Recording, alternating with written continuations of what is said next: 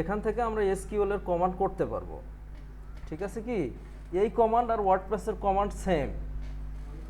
এই কমান্ড আর ওয়ার্ডপ্রেসে যে এখানে কমান্ডের কিন্তু একটা ঘর দেওয়া হয়েছে আমাদেরকে। হ্যাঁ, আবার আমরা কিন্তু ম্যানুয়ালিও টেবিল ক্রিয়েট করতে পারবো, বা সব অপারেশন আমরা ম্যানুয়ালিও করতে পারবো। অর্থাৎ এটা ডিলিট করতে পারবো, কি করতে পারবো, ড্রপ করতে পারবো। এটা কি করতে পারবো, ড্রপ করতে পারবো। বা দেখা যাচ্ছে যে আমরা টেবিল ক্রিয়েট করতে পারবো।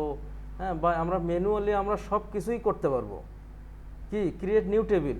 এই যে ক্রিয়েট কি নিউ টেবিল, টেবিলের নেম আর র।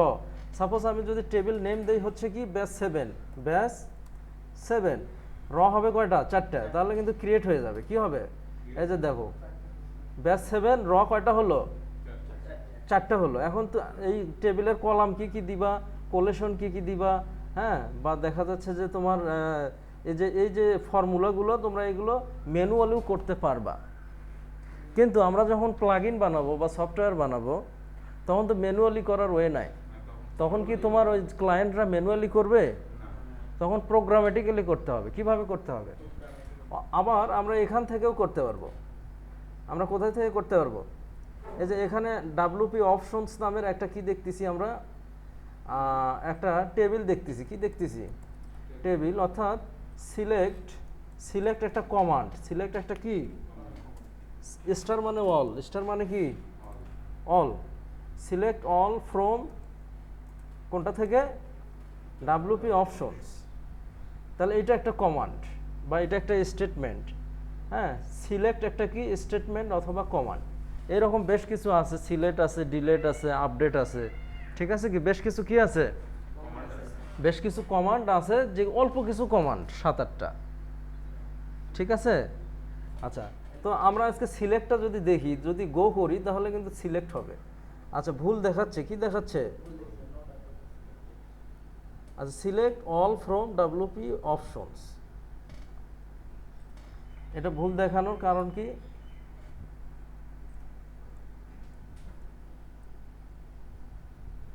আচ্ছা আমরা কমান্ডটা ভুল জায়গায় করছি মেবি। হ্যাঁ, এখানে দাও, তাহলে সিলেক্ট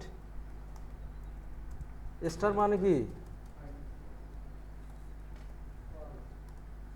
স্টার মানে কি অল ফ্রম, আমরা মানে সিলেক্ট করি নাই সম্ভবত।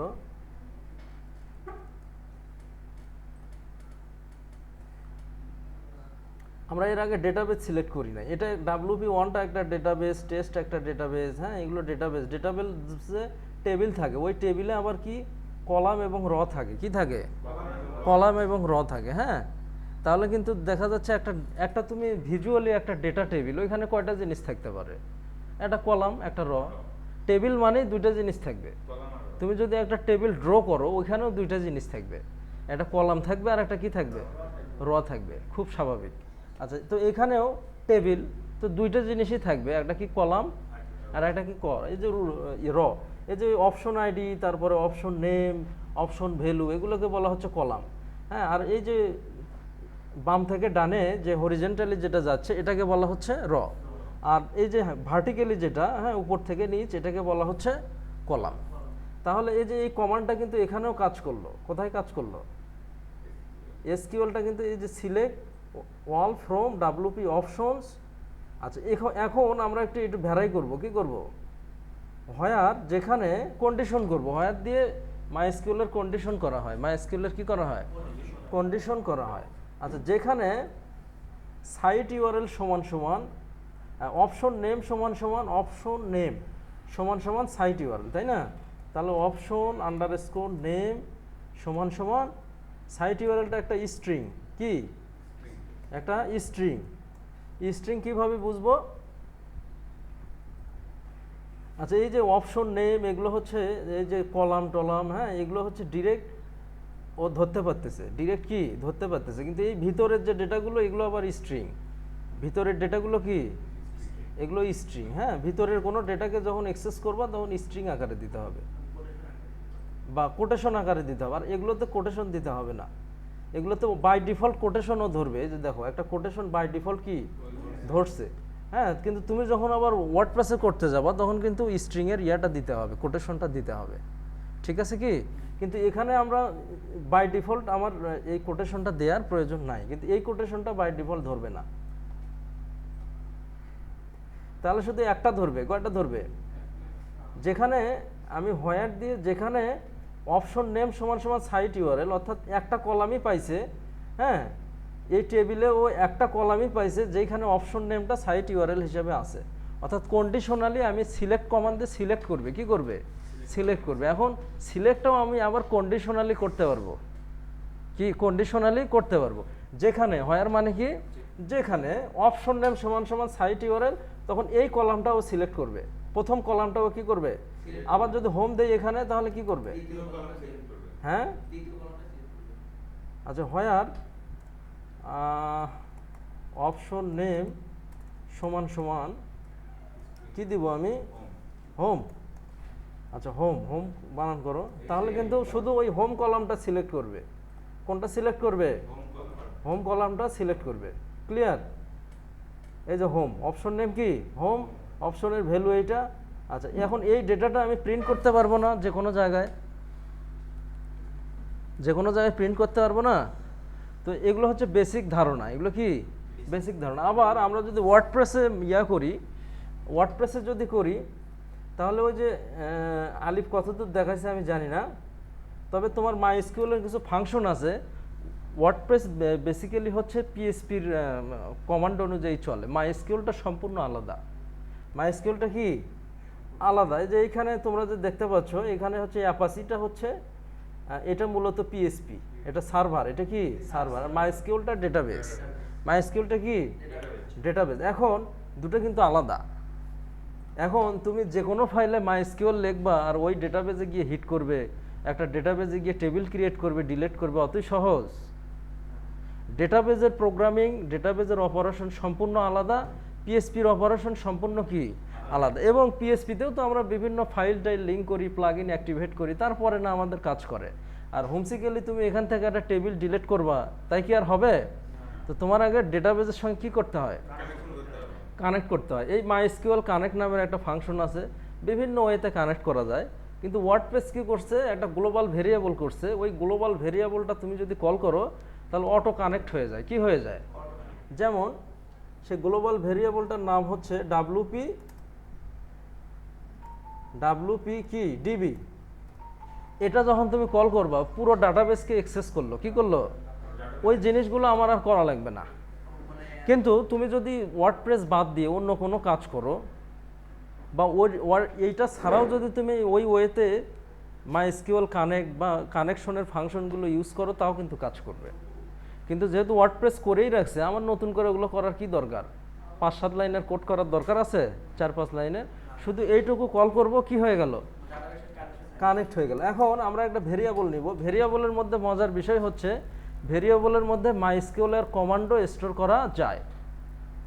তাহলে মাইএসকিউএলের কমান্ড কি করা যায়? স্টোর করা যায়। তাহলে আমরা একটা এসকিউএল নামের একটা কি নিব? একটা ভেরিয়েবল নিব। আচ্ছা, এখন মাইএসকিউএলের পুরো কমান্ডটা একটা স্ট্রিং। মাইএসকিউএলের পুরো কমান্ডটা কি একটা স্ট্রিং। সেম ওই কমান্ডটাই আমরা এখানে লিখবো, দেখি তো কাজ করে কিনা। এটা না, তাহলে এই কমান্ডটা এখানে লিখলে কাজ করবে না, তাহলে এটা লাগবে না, এটা লাগবে না, কারণ আমরা অলরেডি কোটেশন দিয়ে ফেলছি, তাই না? আচ্ছা, হ্যাঁ, হোম তো লাগবেই, হ্যাঁ লাগবে, ওটা স্ট্রিং যে। আচ্ছা, এখন বিষয় হলো, এটা কিন্তু আমি একটা ভেরিয়েবলের মধ্যে স্টোর করলাম, কি করলাম? স্টোর করলাম। হ্যাঁ, এখন এই ডাব্লুপি ডিপিটা একটা অবজেক্ট, এটা একটা কি গ্লোবাল, এটা একটা অবজেক্ট। গ্লোবাল অবজেক্ট এবং গ্লোবাল ভেরিয়েবল সেম জিনিস, ঠিক আছে? ওই গ্লোবাল ভেরিয়েবল কল করেই অবজেক্ট ক্রিয়েট করতে হয়। এই জন্য কেউ কেউ বলে গ্লোবাল ভেরিয়েবল, কেউ কেউ কি বলে গ্লোবাল অবজেক্ট। এখন এই অবজেক্টের মধ্যে কোনো মেথড যদি আমি ইউজ করতে চাই, তাহলে কি করতে হবে? কোনো একটা অবজেক্ট বা কোনো একটা ক্লাস, অবজেক্ট ওরিয়েন্টেড প্রোগ্রামিং যে আলিফ আলোচনা করলো, ওই অবজেক্টের মধ্যে থেকে কোনো যদি একটা ফাংশন বা মেথড আমি ইউজ করতে চাই, তাহলে আমার এরকম অবজেক্ট অ্যারো অপারেটর দিতে হবে। কি দিতে হবে? অবজেক্ট অ্যারো অপারেটর দিতে হবে। তারপরে হচ্ছে একটা মেথড, যে কোনো এই অবজেক্টের মধ্যে কতগুলো মেথড সেট করা আছে, তোমরা গুগল করলেই দেখতে পারবা। তাহলে গেট রেজাল্ট একটা মেথড আছে, কি গেট রেজাল্ট। হ্যাঁ হ্যাঁ, তাহলে গেট রেজাল্টের মধ্যে আমরা এসকিউএলটা পাস করে দিব। কি করব, তখন এই যে এই সিলেক্টটা আমরা কি গেট রেজাল্ট, অর্থাৎ আমরা রেজাল্ট করব। আমরা তো শুধু ভেরিয়েবলে পাস করলেই হবে না, ওটা তো রেজাল্ট আকারে দেখাতে হবে। তো সেটার জন্য একটা মেথড আছে গেট রেজাল্ট। কি আছে? Gate result. এখন সোহাগ বলছিল যে প্রিন্টার এবং ইকোর মধ্যে পার্থক্য কি। ইকো হচ্ছে ইকো থেকে array two string, array two integer এগুলো কনভার্ট করা যায় না। আর প্রিন্টার দিয়ে সবই প্রিন্ট করা যায়। প্রিন্টার দিয়ে কী করা যায়? আচ্ছা, এখন যদি আমরা ইকো করি, এখানে যদি ইকো করি তাহলে কি হয়? আচ্ছা, তাহলে পার্থক্য আমরা আজকে একটা দেখব। হ্যাঁ, ইকো আর প্রিন্টারের পার্থক্য কি একটা দেখব। তাহলে এখানে আনডিফাইন্ড কি দেখতে পাচ্ছি আমরা, অ্যারে থেকে স্ট্রিংয়ে কনভার্ট করা যায় না, সেটাতে ইকো হয় না। কিন্তু যদি প্রিন্টার করি, প্রিন্টারের ওই সমস্যাটা নাই। প্রিন্টারের অনেক সুবিধা আছে, অ্যারে টু ইন্টেজার বা দেখা যাচ্ছে স্ট্রিং টু ইন্টেজার এগুলো কনভার্ট করা যায় না, ইকো দিয়ে এগুলো হয় না, কিন্তু প্রিন্টার দিয়ে ওগুলো কি হয়। আচ্ছা, তার মানে রেজাল্টটা আমাদের শো করছে, কিন্তু একটা ইরর পাচ্ছি। হ্যাঁ, এটা একটা অ্যারে, এটা একটা কি অ্যারে। এই যে এখানে যে ডেটাটা দেখতেছো, এটা এগুলো সবই অ্যাসোসিয়েটিভ অ্যারে। এগুলো কি সবই অ্যাসোসিয়েটিভ অ্যারে আকারে জ্যাসনের ডাটা বলো, মাইস্কিউএলের ডাটা বলো, এগুলো পাস করা হয়। এগুলো কি করা হয়? পাস করা হয়। এখন আমি যদি এটা প্রিন্টার করি তাহলে সোহাগের কোশ্চেনের একটা অ্যান্সার আমরা পাবো।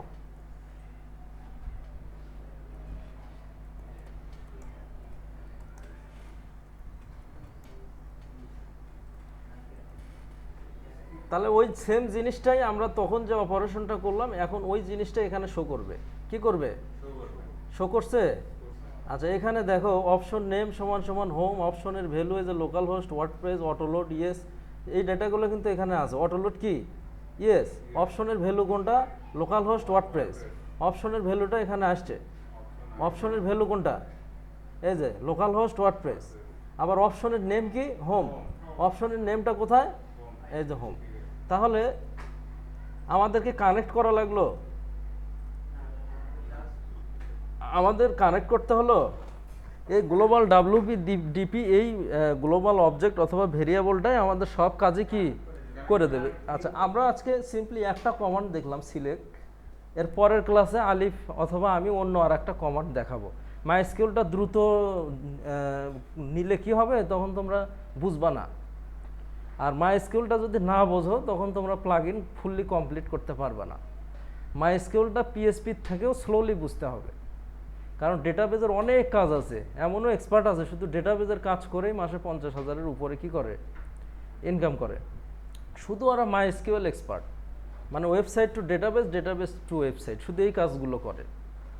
তো এই জন্য মাইস্কিউএলটা যদি তোমরা না বোঝো তাহলে এর পরবর্তীতে যত সফটওয়্যার আছে সব ডেটাবেজ রিলেটেড, তো ওইখানে গিয়ে তোমরা কি করবে, প্রবলেম ফেস করবে। এই জন্য মাইস্কিউএলটা খুব স্লো মোশনে আগাতে হবে।